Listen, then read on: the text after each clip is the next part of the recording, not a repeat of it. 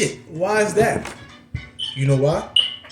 Because you see that my smile that I wear on my face is different from the one that you wear on your face. We could literally have everything the same way. But because my shit is treating me more better and making me feel alive and more better compared to your situation, you now want it. Because realistically, if we got the same thing, this shit is not gonna be no reason for you to want what I got if we got the same shit. Obviously, what you got right now ain't making you feel happy, or let alone enjoyable enough for you to accept it. Hold on, pause. I just gotta stop you right there because I am doing a video. The names that we're using, we're gonna. No, I'm not dropping. No. Yeah. I'm just letting you know in advance because I don't need nobody. I know. We want to discuss, but what I'm saying to you is, if we got the same exact thing, you know what I'm saying? The only real reason why you want what the fuck I got going on is if what you got clearly ain't making you happy.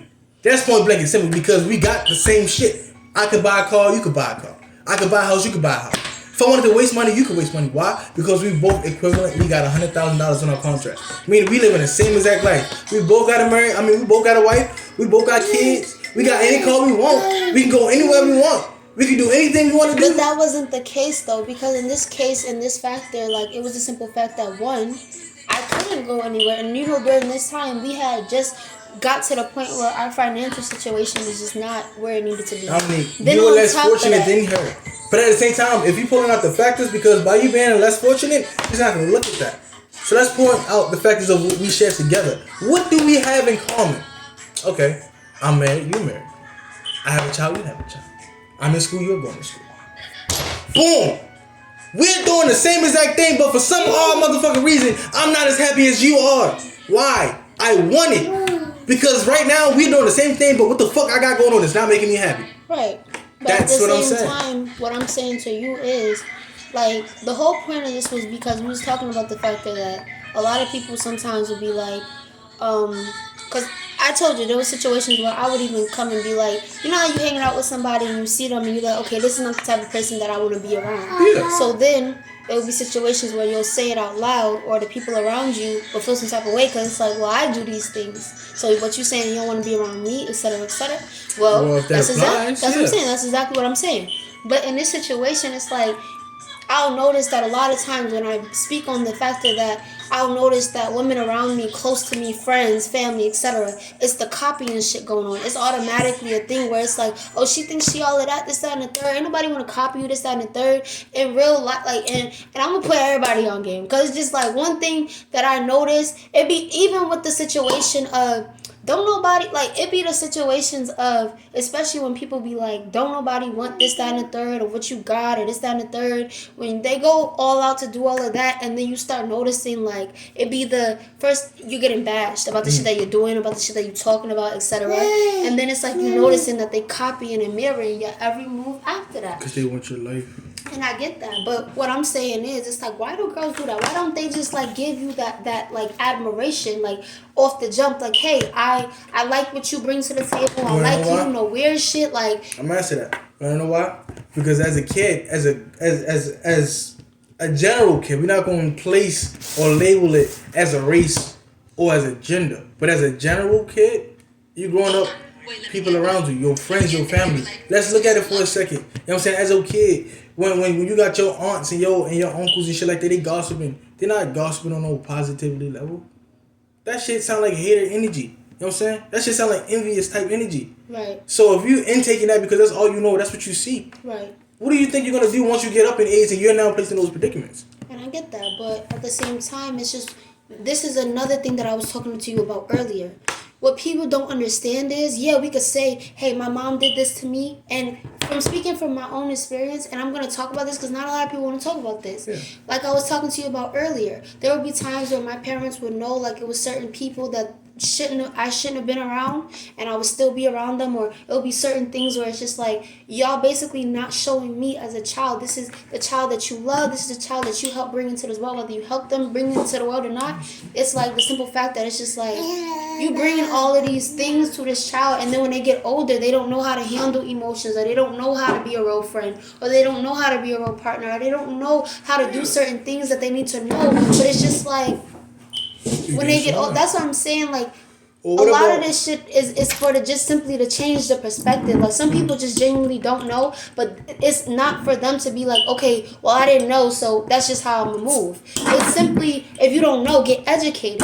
If you feel like it's something that you like, get educated on that shit that you need to get. And if you say, hey, I like something of yours, but at the same time, I don't know how to come to you and be like, oh hey, I like your nails, so what I'm gonna do is I'm gonna just copy and just do certain shit like that. And and that's what causes a bunch of hatred and just simple negativity, because you don't know how to come forward and just simply say, hey, I like your shoes or I like your hair. It's called being nice. It's called complimenting somebody. But because you because you grew up and were raised in bitterness and just simply distastefulness, like, come on, that's all you can expect. You got aunts who are miserable right now.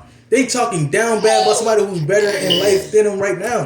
But because they not where they at, they making it seem like the worst of the situation. You got kids around that's observing this. And to them, you are their idols. So if they say you're doing shit like this, oh, this is what we're supposed to do, and that's normal, that's natural. Right. So when they grow up and they start doing it, and they got a good friend who's trying to explain to them what the fuck they doing and why that bad friend is affecting a good friend, the bad friend is acting nonchalant. They don't understand. They're refusing to see what it is the actual problem is. Why? Because you're so used and accustomed to doing wrong. Because that's all you know. Nobody in your family, nobody who raised you took the time out and say, hey, well, look, you ain't got to be envious. You ain't got to be hatred. This is how you compliment somebody and still feel good about yourself. This is how you can do this and still not, be down about yourself or bash your own self. There's so many things that I feel like are unspoken and a lot of people don't talk about it. And I feel like in this generation today, it was made comfortable for people to be like, okay, I got trauma, I'm going to hold it in. Okay, if I'm feeling some type of way, I'm going to act hard body about it instead of being like, okay, yeah, this, that, and the third. That's why recently I decided to just open up and talk about everything, because it was like, at the end of the day, I don't want people to watch my videos. I don't want people to see my social media and be like, oh, well, you made it seem like this. So are you trying to basically romanticize these type of relationships? Are you trying to romanticize these type of friendships because you're posting it in this type of light and making it seem like this, that, and the third when it's really this way? And that's what I'm trying to get people to understand, that sometimes it takes a long time for you to be able to just be tired of your own bullshit and be able to just take accountability. But at the same time, you can't say, hey, my parents did this to me, so I'm going to do this to other people and expect that there not be any consequences. Yeah. Or expect that your life is going to go in a direction that you're expecting it to go when you're causing chaos and mayhem to other people. And I'm not going to say I'm perfect, because before I understood a lot of just everything, and before I understood people, before I understood myself, there were certain things that I would do as well that I would be like, I'm really tired of my own bullshit. And it really comes to a point where you have to be tired of your own bullshit for yourself. Your family, your partner, your siblings, they can't be tired for you. You gotta be tired for you to be like, okay, I lived this type of lifestyle for too long. I've been hateful for too long. I've been, envious for too long. I've been jealous for too long. I kept this jealous spirit in me for too long. I want to change this. And sometimes people don't have that strength to say, or even awareness, to even say, hey, I'm going to look at myself and see where I am the fuck up in this situation. Yeah. And sometimes it's like when you don't have those people that are aware, it can be frustrating, because then you'll feel like, damn, why am I so aware? And why is everybody else around me just so, nonchalant, when they know what the fuck? And because that's what they're used to. That's how they maneuver every day. You know what I'm saying? And I get it. But that's what I'm saying. It's so much shit that I want to just speak on, because of the simple fact that it's just the way that the world is. I'm not gonna lie to you. One thing I do want to talk about is this. As a parent, the first minute a parent realizes or find out that a child is acting distasteful or out of pocket, they're now all of a sudden surprised or, in shock. Where did you get this from? Why did you do this? But what you fail to realize is, before this person, or this child rather, got a chance to be exposed to the outside world, got a chance to be exposed to public people, got a chance to be exposed to school, they had to learn from you. Right. So, if, how can I put it? You can't be surprised if you see your child running around knocking windows out of shit, when that's all you was fucking doing. As a kid, as an adult, you walking around fighting, drinking, getting fucked up. Now you in the fights. Now you going to school, your kid getting into fights, this, that, and the third. You talking a certain way, curse words. Now your kid's talking a certain way, curse words. Oh, where you learn this from? Oh, we definitely gotta work on that. That's what I'm saying. Like, come on, you can't just beat the life out your kids because of some shit you taught them. Right. That's wrong. That is the worst of the worst abuse. That's worse than mental abuse. Because like I'm teaching you this, and once you finally do it perfectly, now I gotta beat the life out you. That's fucked up. Right. But that's what I'm saying, and that's another topic that I really did want to talk about for the simple fact that it's just like, it's not just with family, it's not just with friends, it's not about just the copying aspect. It's like, I feel like when it comes to authenticity and when it comes to people finding their own identity, it was kind of, I felt like, embedded into the generation to be like other people. Yeah, we say, hey, stand out. You were born to stand the fuck out. But at the same time, we don't say, I'm going to judge you once you try to find yourself. We don't say, hey, I'm going to isolate you once you start doing shit that is not like everybody else. We don't say, hey, I'm going to start pointing fingers and laughing and then end up copying everything that you do later. You feel me? Like, that's what I'm saying. Like, it's so much trauma behind the topic of just so much shit. And it's like, a lot of people don't realize that. I feel like a lot of people are just hurting, and I get it. Hurt people. But at the same time, as a nation, you got to stand up and know, like, when it's enough and when you just tired of your own bullshit. You can't say, hey, I don't like the fact that the world is like this, and not be the change that you want to see. Exactly, and that's facts. That's facts. And that's why you hear a lot today about generational curses being broken. Because you do have a lot of those folks out there nowadays who are aware and who have that awareness, not just self-awareness, but just internal awareness about the situation and what they're involved in. Right. Now that you have those, you're going to have people making that effort to, break those generational curses. You know what I'm saying? Back then, nobody knew what the fuck depression was. Nobody knew what a generational curse was. They just thinking, oh, you got a problem because we black, deal with it. Fuck. What that's supposed to mean? And that's another thing. Like, it's said in the black community on so many occasions that therapy is not needed, or therapy is for, Caucasian people. Or you want to know why they do that?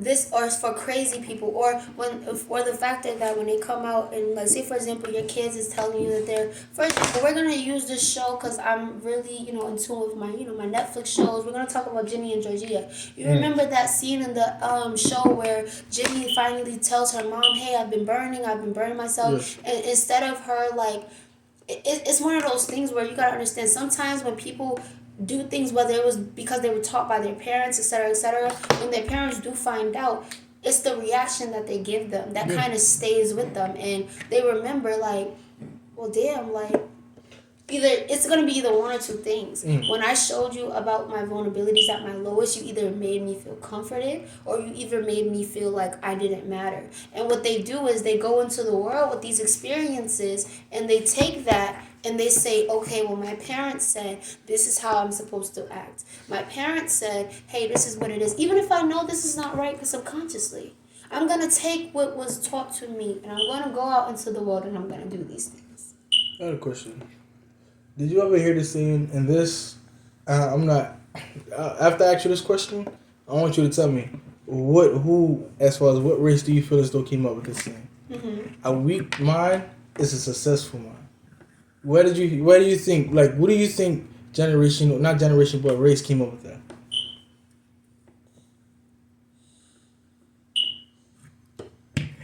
Just take a wild guess. You ain't gotta be right. I'm gonna guess I don't want to be like that because I don't know why I'd be like, oh, she's trying to be funny now. But the Caucasian people. Do you know why? Because they realize, before you get a chance to answer that, well, I'm gonna give you a chance. Answer that. Actually, and I actually want to talk about this. I don't want to get off topic, so please remember what we're talking about. I was actually seeing a video yesterday on TikTok, and they were talking about how the women, especially the black women, did not need men to procreate. They're the fucking strongest people, let alone the smartest people. And listen, at one point in time, we did not get menstruational periods. The reason for that being was because during a certain time of the month, we could literally get pregnant on our own type shit. But they knew that we had so much power, so they would put certain things in our food, certain things in our environment, certain things in our way, so that, like, our bodies, because our bodies, as women, our bodies are 90% alkaline. And outside of that alkaline, it's a point where you realize, like, okay, my food is now being disturbed with. My drinks are now being tampered with. My environment is now being tampered with. So I'm now out of icline. So I now need a man, whether it be the black man or a white man, Caucasian. It don't matter. I need them to now procreate. And that's because they manipulated the situation. And let me break it down to you while I'm still sober, because I'm ready to get fucked up off a cheap beer that's really not supposed to get me fucked up, but I don't drink. So listen. A weak mind is a successful mind. It's a successful mind. This is why that is insane. Already we gotta have control on this type of race right here. Because we can clearly see if we place them in anything involving academics, even if it's outside of academics, they can crush us. Take full control. But if we fuck with their mind, we fuck with their family, we fuck with their health, we fuck with them in general. Why do you think you have poverty? You know what I'm saying? Why do you think you have racist cops? You think these cops are just doing it because they're angry? No, they're going out being told, hey, kill a black person today. Go do this. Let me tell you why. Think about it. County versus the city. In the city, you got corner stores, you got liquor stores, you got junk food, you got all this unhealthy shit. Everything low price.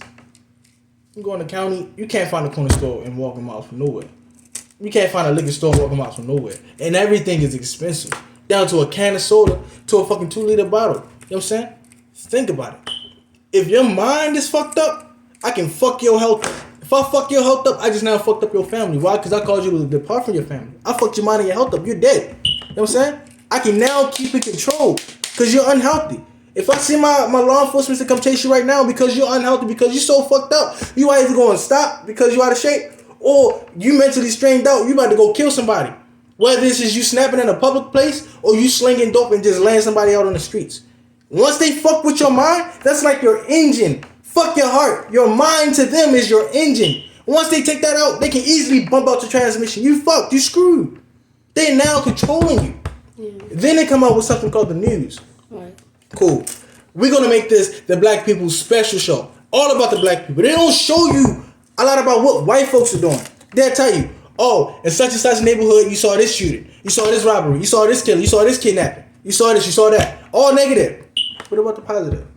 Oh, yeah, this school just helped graduate this X amount of students. This X amount of students just went to college. This X amount of people out of a neighborhood just got a job to the point where they're not, being added to poverty.